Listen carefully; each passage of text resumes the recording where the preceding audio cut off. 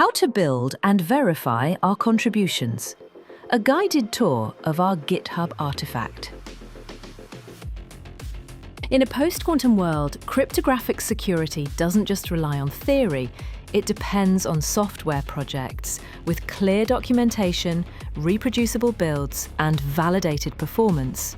That's why our GitHub repository doesn't just include code, it includes proof. In this video, we'll walk through exactly how to set up and verify our artifact. You'll learn how to install, how to build, how to test, and how to benchmark the code, just like we did for our publication.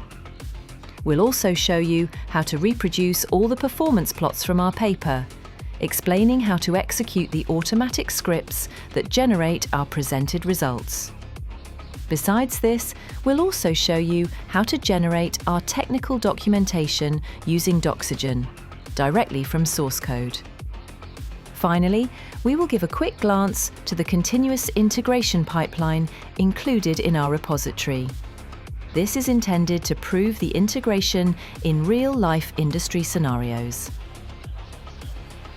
In cryptographic research, transparency is everything. This repository was built not just to be shared, but to be verified, to be benchmarked, and be built upon. Let's get started.